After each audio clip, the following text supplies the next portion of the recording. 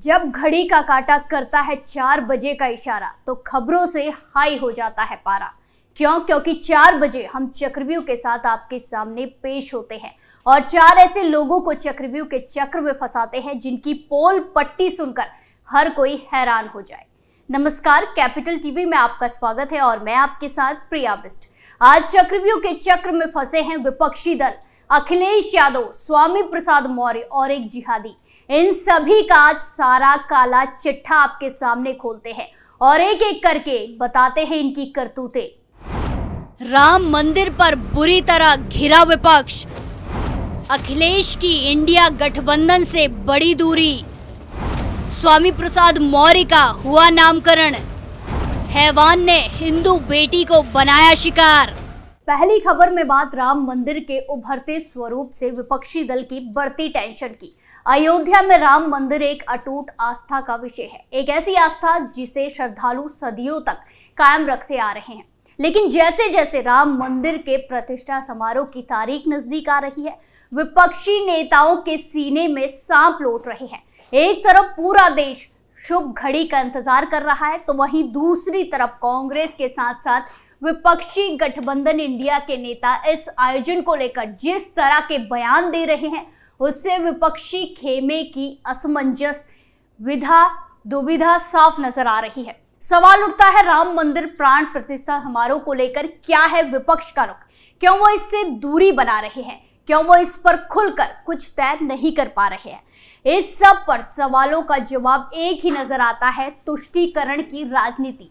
विपक्षी दलों को डर है कहीं बचा कुचा वोट बैंक भी उनके हाथों से ना निकल जाए, खिसक के ना चला जाए, क्योंकि ये विपक्ष है जो हिंदू धर्म पर विवादित टिप्पणी करने वाले अपने ही नेताओं का मुंह बंद नहीं करा सकता है।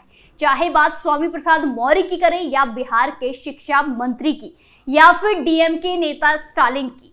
अभी ऐसे विपक्षियों की लिस्ट बहुत ज्यादा लंबी है जो हिंदू धर्म को टारगेट करने से बिल्कुल भी पीछे नहीं हटते हैं, चाहे वो कोई भी विपक्षी दल हो। ये वही विपक्षी हैं जिसने पूरी कोशिश की राम मंदिर न बनने की। मंदिर के विरोध में सुप्रीम कोर्ट तक अपने वकील खड़े करवाते थे, हर एक कोशिश करते थे, तमाम अड़ंगे लगाते थे जिससे कि कभी भी मंदिर ना बन पाए। निर्दोष राम भक्तों पर गोलियां चलवा दी, एक निर्मम हत्याकांड राम भक्तों का करवा दिया और आज इस विपक्ष से और क्या ही उम्मीद लगाई जा सकती है। अब विपक्ष के पास और कुछ बचा ही नहीं है, तो अब वो सीधा विपक्ष धार्मिक कार्यक्रम का राजनीतिकरण का आरोप लगाकर केंद्र सरकार को घेर रहा है, मोदी सरकार को घेरने की कोशिश कर रहा है, क्योंकि कुछ महीने बाद लोकसभा चुनाव 2024 होने वाले हैं। ऐसे में ये मुद्दा सियासी रूप में गर्म होता दिखाई दे रहा है।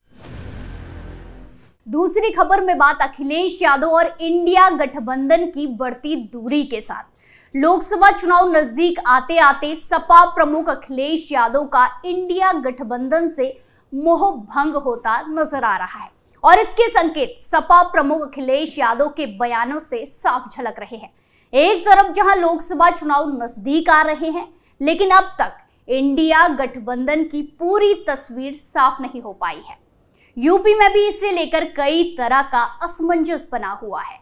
इस बीच समाजवादी पार्टी के अध्यक्ष और प्रमुख अखिलेश यादव ने एक ऐसा बयान दिया है जिसके बाद इस तरह के कयास लगने शुरू हो गए हैं कि क्या अब उनका इंडिया गठबंधन से मोह भंग हो गया है।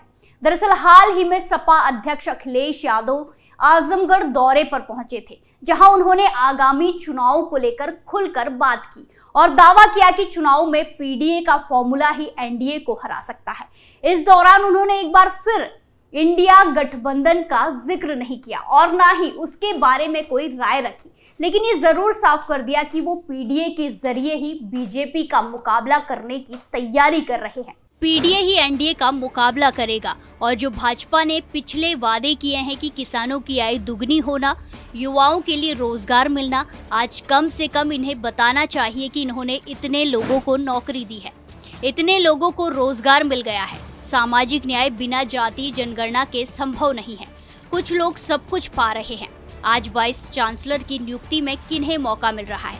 कौन है वो लोग जो वाइस चांसलर नियुक्त कर रहे हैं? सरकार के पास कोई जवाब नहीं है। वहीं आपको बता दें कि ये पहली बार नहीं है जब अखिलेश यादव का रुख इस तरह का दिखाई दिया हो। सपा अध्यक्ष की कांग्रेस से हाल ही में कई बार तल्खी भी दिखाई दी है। अखिलेश ने कांग्रेस पर जाति जनगणना मुद्दा हड़पने तक का आरोप लगा दिया था। उन्होंने कहा कि जाति जनगणना ओबीसी के मुद्दे और महिलाओं के मुद्दे को उन्होंने उठाया था, लेकिन कांग्रेस हमारे मुद्दों को अपना बना रही है। तो वहीं इधर इंडिया गठबंधन में बसपा सुप्रीमो मायावती के शामिल होने के भी कयास लग रहे हैं। खबरों की माने तो कांग्रेस और बसपा के बीच इसे लेकर बात चल रही है, लेकिन अखिलेश यादव नहीं चाहते कि बसपा इंडिया गठबंधन के साथ आए। सपा का मानना है कि बसपा के आने से उनकी सीटों पर दावेदारी कम हो जाएगी। वहीं कई सपा नेता ये भी मानते हैं कि बसपा अपना वोट दूसरे दलों के पक्ष में नहीं कर पाती है। 2019 चुनाव में भी ऐसा ही देखने को मिला था, जब बसपा को गठबंधन का फायदा हुआ, लेकिन सपा की सीटें नहीं बढ़ पाई थी। अगली खबर में बात करेंगे स्वामी प्रसाद मौर्य की, जो अपने बयानों के चलते आए दिन अपनी हर जगह थू-थू करवाते रहते हैं और इन्हीं कारनामों के चलते एक बार फिर से स्वामी प्रसाद मौर्य को एक नया नाम दिया गया है, जो है भाड़े के पहलवान। क्या है इस नाम के पीछे की वजह, चलिए आपको बताते हैं। दरअसल सपा नेता स्वामी प्रसाद मौर्य के हिंदू धर्म को लेकर दिए गए बयान पर बवाल मचा हुआ है।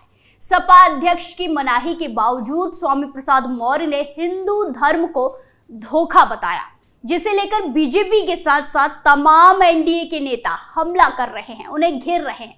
वहीं योगी सरकार में मंत्री और निषाद पार्टी के अध्यक्ष संजय निषाद ने भी मौर्य पर तीखा हमला किया और कहा कि ये सब भाड़े के पहलवान हैं, ऐसे 2-4 लोगों को सपा रख ले तो साफ हो जाएगी। ये सब अधर्मी लोग हैं, जनता इसका जवाब दे चुकी है। जिसको जनता ने खारिज कर दिया हो उसकी क्या बात करें। ये तो मलाई खाते हैं तो धर्म गाते हैं, जब मलाई नहीं मिलती तो अधर्मी हो जाते हैं। मौर्य जब बसपा में थे तो कुछ नहीं कहते थे, उनकी बोलती नहीं निकलती थी। भाजपा में आए तो राम राम रट रहे थे और जब भाजपा से हट गए और हार गए। ये सब भाड़े के पहलवान हैं, ऐसे भाड़े के पहलवान 2-4 और रख ले सपा, बस साफ हो जाएगी। वहीं आपको बता दें कि राम मंदिर का न्योता मिलने पर भी कांग्रेस में असमंजस बना हुआ है, जिसे लेकर संजय निषाद ने कहा कि कांग्रेस को लगता है कि कहीं मुस्लिम वोट या ईसाई वोट उनसे न हट जाए, इसीलिए वो निर्णय नहीं ले पा रहे हैं। आखिरी खबर एक दानिश नाम के दानव की, जिसको यूपी पुलिस ने तगड़ा एक्शन लेते हुए अच्छा सबक सिखा दिया है। दरअसल मामला उत्तर प्रदेश के कानपुर का है, जहां के दानिश नाम के युवक ने इंस्टाग्राम के माध्यम से 14 साल की एक नाबालिग लड़की को बड़े बड़े सपने दिखाकर अपने प्रेम जाल में फंसा लिया। हालांकि दानिश एक नाले पर बनी एक झुग्गी में एक परिवार के साथ रहता था और लड़की उसके चुंगल में फंस गई और दानिश ने 14 साल की हिंदू लड़की को 22 अक्टूबर 2023 को मिलने के लिए बुलाया था। जब लड़की आई तो वो उसे मेकुआपुरवा लेकर गया और वहां बंधक बना लिया। झुग्गी में जब उसके परिवार वाले सब के सब सो जाते तो वो लड़की का मुंह दबाकर उसके साथ घिनौनी हरकत करता और शोर मचाने पर धमकी दिया करता था। इस दौरान लड़की ने कई बार भागने की कोशिश भी की, लेकिन वो नाकामयाब रही। पूछताछ में पीड़िता ने बताया कि दानिश उसे जबरन मांस खिलाता था और नमाज पढ़वाता था। इतना ही नहीं, मांस खाने, नमाज पढ़ने और निकाह करने से मना करने पर दानिश उसे हत्या की धमकी देता था। इसमें उसका परिवार भी उसकी मदद करता था। मना करने पर उसे मारा पीटा जाता था। यही नहीं, दानिश 30 दिसंबर 2023 को उसका धर्मांतरण करा के उससे जबरन निकाह भी करने वाला था। हालांकि इसी बीच उसके बारे में हिंदू संगठनों को जानकारी हो गई तो हिंदू संगठन मौके पर पहुंच गए और पीड़ित हिंदू लड़की को दानिश के चुंगल से मुक्त कराया गया। वहीं कानपुर कमिश्नरेट के एडीसीपी ईस्ट ने बताया कि आरोपी दानिश को गिरफ्तार कर लिया है, साथ ही उसके खिलाफ सुसंगत धाराओं में केस दर्ज किया गया है। आज हमने देखा कैसे चक्रव्यूह के चक्र में विपक्षी दल अखिलेश यादव, स्वामी प्रसाद मौर्य और एक जिहादी फंसा और उनकी पूरी पोल पट्टी खुलकर सबके सामने आ गई। चक्रव्यूह में फिलहाल के लिए इतना ही, फिर पेश होंगे सनसनीखेज खुलासों के साथ। बाकी तमाम खबरों के लिए देखते रहिए कैपिटल टीवी। नमस्कार।